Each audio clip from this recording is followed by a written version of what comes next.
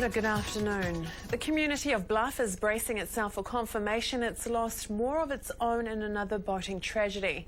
Hope of finding any survivors from the 11-metre boat that capsized and sank on Wednesday is now fading.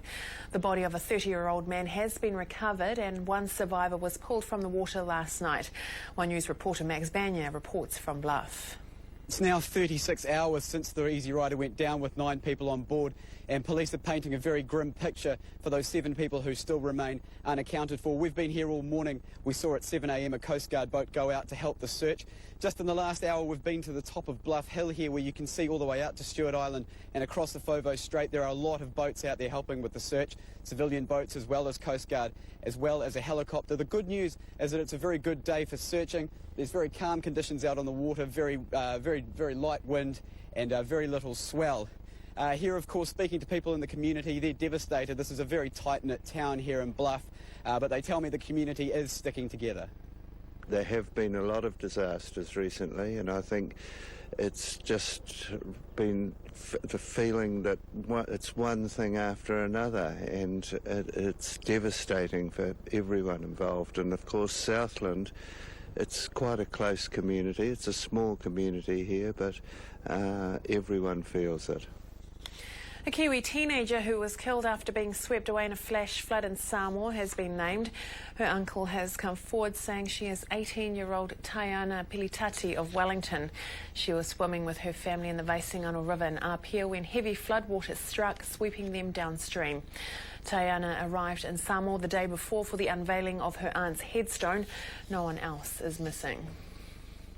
The man shot by police at the end of 90 minutes of violence across Christchurch yesterday remains under guard in hospital. Police still haven't spoken to him. The 27-year-old Somali man was seen carrying knives before he abducted a delivery truck, allegedly stabbing the female driver. Police shot the man twice after attempts to restrain him using a taser and pepper spray were unsuccessful. A council worker who intervened is in a serious but stable condition in hospital with stab wounds. The jury, which retired yesterday to consider its verdict in the trial of the Urewera 4, won't continue deliberations today. One of the jurors had had an accident, and so the jury has been sent home for the weekend. It's expected to reconvene on Monday. It's considering the fates of activist Tamaiti and 3 others who face firearms charges, as well as allegations of participating in an organised criminal group. The 5-week trial came to a close late yesterday morning. And overseas, while the bloodshed continues, thousands of leaked emails have given the world a glimpse into Syria's repressive regime. Syrian activists have exposed the war tactics and opulent tastes of President Bashar al-Assad and his wife Asma.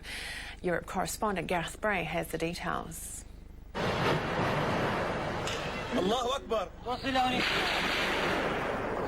Tearing itself apart, explosions, war cries and laments. But it seems Syria's ruler has been marching to the beat of a different drum.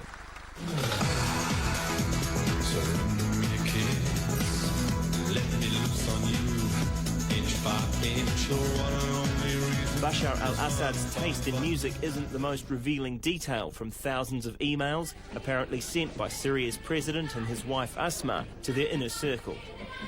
Syrian government media have labelled them fakes, but Britain's Guardian newspaper says it's verified many of the messages, detailing private conversations with influential Iranians advising how to put down the uprising, and discussing scenes from America's Got Talent, where an illusionist saws a man in half, while Syrian adults and children have been tortured and killed or injured in their hundreds and thousands, according to NGOs like Human Rights Watch. If you can believe these emails, they show that Syria's bloodshed hasn't stopped its first family from enjoying the finer things in life, like this one from the middle of last year, detailing the purchase here at Harrods of an Armani lamp and the glad tidings of a 15% discount. The emails were reportedly hacked by Syrian activists 9 months ago and used to give the Syrian Free Army warning of moves by the regime until their window on the president's private life was discovered last month and shut down. Now the emails